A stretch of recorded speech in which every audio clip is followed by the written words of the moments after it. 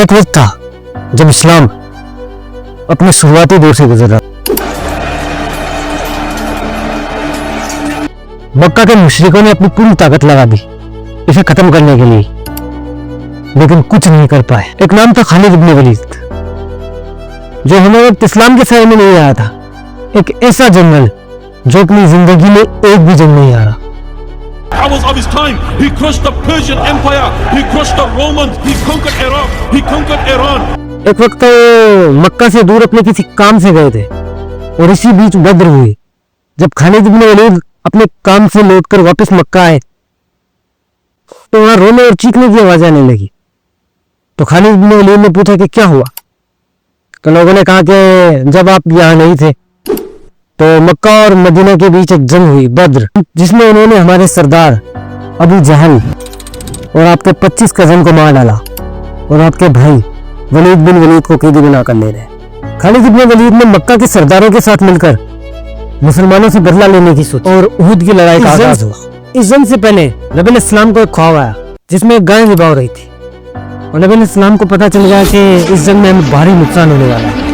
اور جب مسلمان اور مشرکین احد کے پہاڑ پر اترے تو نبی علیہ السلام نے 50 تیراندازوں کو حکم دیا، کہا کہ جب تک میں نہ کہوں تم پہاڑ سے نیچے مت اترنا. لیکن جب مسلمانوں نے دیکھا کہ مشرکین ہار کر پیچھے ہٹ رہے ہیں تو وہ پہاڑ سے نیچے اتر گئے اور خالد ابن ولید نے اسی موقع کا فائدہ اٹھا کر پیچھے سے حملہ کیا اور جنگ پلٹ گئی. اس جنگ میں 70 صحابہ شہید ہوئے. نبی علیہ السلام کے چہرے مبارک پر تلوار لگی اور ہیلمٹ کے 2 چھوٹے چھوٹے ٹکڑے نبی علیہ السلام کے چہرے میں دھس. آپ علیہ السلام کے 2 دانت بھی شہید ہوئے اور لوگوں میں افواہ اڑی کہ نبی علیہ السلام شہید ہو گئے.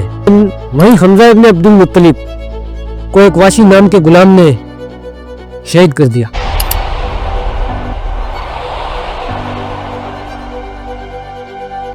واشی ہند بن عتبہ کا ایک غلام تھا جو صرف اپنی غلامی سے آزادی چاہتا تھا، اور ہند بن عتبہ نے اسے کہا کہ تم حمزہ، علی یا محمد میں سے کسی کو بھی قتل کر دو، تم آزاد ہو. بس واشی نے وہی کیا. حمزہ رضی اللہ تعالیٰ عنہ کو اپنے نیزے سے شہید کر دیا. واشی کو آزادی تو ملی لیکن مکہ میں وہ عزت نہیں ملی. وہ ہمیشہ ذلت بھری زندگی جیتا. فتح مکہ کے بعد بلال رضی اللہ تعالیٰ عنہ واشی کو نبی علیہ السلام کے پاس لے کر آتے ہیں اور واشی نبی علیہ السلام کو کہتا ہے کہ میں اسلام قبول کرنا چاہتا ہوں لیکن مجھے ڈر ہے کہ میرا گناہ اتنا بڑا ہے کہ مجھے اسلام میں معافی نہیں ملے گی. میں نے آپ کے پیارے چاچا کو قتل کیا ہے. تو نبی علیہ السلام نے کہا کہ کیا تو وہی ہے؟ واشی نے کہا ہاں میں وہی ہوں. تو نبی علیہ السلام نے کہا کہ واشی تیرا اسلام قبول ہے لیکن تو زندگی بھر مجھے اپنی شکل مت دکھانا. یہ کوئی نبی علیہ السلام کی طرف سے نفرت نہیں تھی کیونکہ نبی علیہ السلام جب جب واشی کو دیکھتے انہیں اپنے چاچا یاد آتے. اور یہی واشی بعد میں اسلام کے سب سے بڑے دشمن مسلمہ قذاب کو قتل کرتا ہے. اس جنگ میں علی ابن ابو طالب، طلحہ بن عبید اللہ نے اپنی جان داؤ پر لگا کر رسول اللہ کی حفاظت کی. طلحہ ابن عبید اللہ نے اتنے تیر کھائے کہ ان کا پورا ہاتھ پیرالائز ہو گیا. سعد ابن ابی وقاص جو رسول اللہ صلی اللہ تعالیٰ علیہ وسلم کے پاس کھڑے ہو کے تیراندازی کر رہے تھے. ملک بن سنان، جب نبی کریم صلی اللہ تعالیٰ علیہ وسلم کا چہرہ مبارک پورا خون سے بھر گیا تھا تو انہوں نے اپنی زبان سے سارا خون چوس لیا اور نبی علیہ السلام نے انہیں دعا کی کہ جس عذاب میں میرا خون گیا اس پر جہنم کی آگ حرام ہے. ایک عورت مصعب بنت کعب جس نے 12 زخم کھائے لیکن نبی علیہ السلام کی حفاظت میں پیچھے نہیں ہٹی. اور پھر بعد میں رسول اللہ صلی اللہ تعالیٰ علیہ وسلم نے اس قوم کے لیے بد دعا کی کہ اللہ اس قوم کو کیسے ہدایت دے گا جس نے اپنے رسول کا چہرہ خون سے رنگ دیا ہو.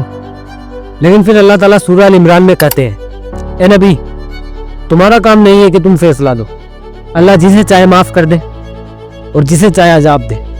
اور احد کے بعد مسلمانوں پر 7 آیتیں نازل ہوئی مسلمانوں کی تکثیر اور ان کی معافی کے لیے.